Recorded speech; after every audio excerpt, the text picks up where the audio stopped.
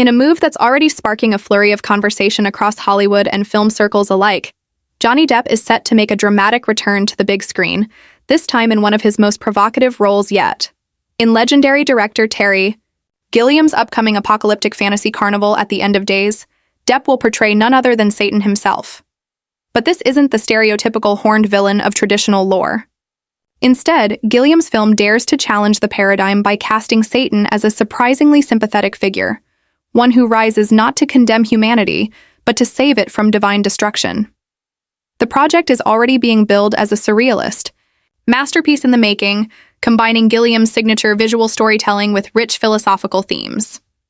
Known for his work on Brazil, Fear and Loathing in Las Vegas, and the Imaginarium of Dr. Parnassus, Gilliam has always had a flair for weaving the grotesque and the whimsical into narratives that confront the absurdities of human existence. In Carnival at the End of Days, he takes this ethos to a new level by turning the apocalypse on its head. God, disillusioned with the world's descent into chaos, plans to wipe the slate clean. But it's Satan, traditionally cast as the ultimate antagonist, who intervenes, desperate to save the species he once tempted, corrupted, and misunderstood. For Depp, this is far more than just a role. It's a symbolic rebirth. After years of legal battles, public scrutiny, and professional exile following his highly publicized conflict with ex-wife Amber Heard, Depp's presence in a major motion picture, under a visionary director, signals a career resurgence few thought possible. While he's remained active in smaller European projects like Jean du Barry, this marks his true return to the kind of creative, high-concept filmmaking that once made him one of Hollywood's most compelling and bankable stars. The casting seems almost poetically fitting.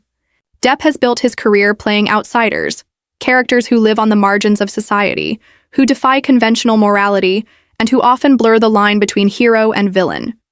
From Edward Scissorhands to Captain Jack Sparrow, from Raoul Duke to Sweeney Todd, he's inhabited roles that allow him to explore the darker recesses of human nature with a charisma that makes audiences empathize even with the grotesque. Now, with Satan, arguably the most infamous outsider of them all, Depp gets to reinterpret the ultimate antagonist as a figure of misunderstood humanity. Gilliam, ever the provocateur, is no stranger to theological and existential themes. He's long held a fascination with the absurdity of bureaucratic institutions, be they political, social, or religious. In his 1985 dystopian satire Brazil, he portrayed a society consumed by meaningless regulations and dehumanizing order. In The Kias, Fisher King, he explored redemption and madness through the lens of Arthurian legend and urban decay. With Carnival at the End of Days, he ventures into perhaps his most daring territory yet, reimagining biblical cosmology with the full force of his unique visual and narrative sensibilities. According to early reports, the film's plot revolves around a divine decree from God. Humanity has reached a tipping point, and the only solution is annihilation. But Satan, weary of being blamed for the world's evils and seeking redemption for himself, mounts an unlikely resistance. He travels through a bizarre and crumbling world, a twisted carnival filled with human folly and fractured morality, in an effort to prove that mankind is still worth saving. Along the way, he encounters characters that represent humanity's best and worst instincts, forcing him to grapple with the very nature of good and evil. Depp's portrayal of Satan is expected to be unlike anything audiences have seen. Sources close to the production suggest he's crafting a version of the character that is witty, introspective, tormented, and deeply aware of his contradictions. Gone are the cliches of demonic laughter and red skin. Instead, Gilliam and Depp seem intent on presenting Satan as a fallen angel still capable of grace, a being who, despite his flaws, hasn't lost his ability to care. Visually, the film is being described as a fever dream of religious iconography, crumbling civilization, and fantastical landscapes. Gilliam, who originally rose to fame with Monty Python before transitioning to solo directorial work, is known for his elaborate set pieces, dense symbolism, and often chaotic aesthetic. In Carnival at the End of Days, he reportedly draws from medieval paintings of the Last Judgment, Renaissance depictions of hell, and even modern dystopian sci-fi to create a setting that feels both ancient and disturbingly familiar.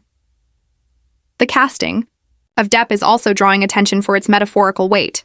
Just as Satan in the film seeks vindication and understanding, so too does Depp in the court of public opinion. His long and bitter legal battle with Amber Heard left his reputation badly bruised, despite ultimately being awarded damages in a defamation suit. In recent years, he's retreated from the spotlight, focusing on music, European cinema, and rebuilding his life outside the mainstream. Carnival at the End of Days offers a chance for re-entry, not just into Hollywood, but into a conversation about redemption, identity, and the power of narrative. Critics and fans alike are already speculating about the film's thematic resonance. Could it be a commentary on the current state of the world?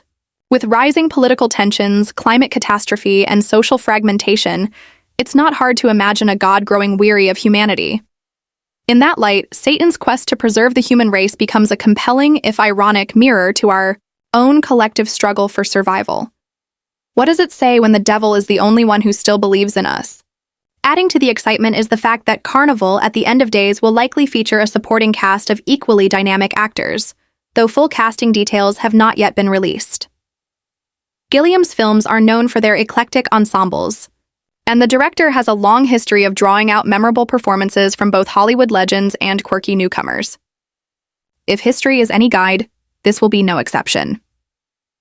Production on the film is reportedly set to begin later this year, with a targeted release date in late 2026. Given Gilliam's meticulous approach to filmmaking and his history of ambitious, sometimes troubled productions, it's possible that delays could occur. But insiders suggest that this time things are different.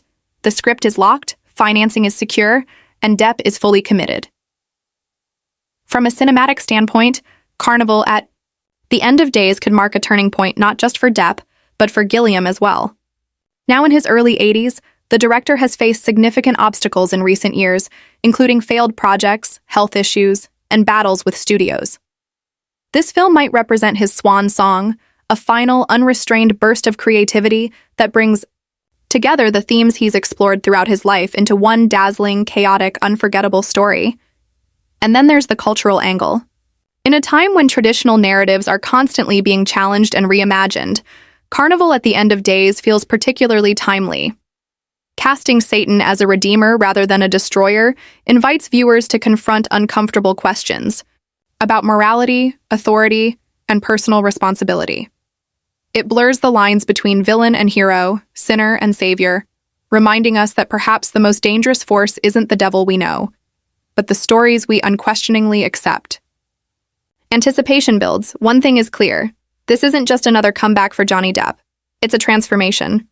And with Terry Gilliam at the helm, Carnival at the End of Days could very well be a film that defies expectation, redefines genre, and reignites a conversation about cinema's ability to challenge the status quo. Whether it becomes a cult classic or a cultural flashpoint, it promises to be unlike anything we've seen before, a final carnival ride through the apocalypse, led by the devil himself, who, for once, is on our side.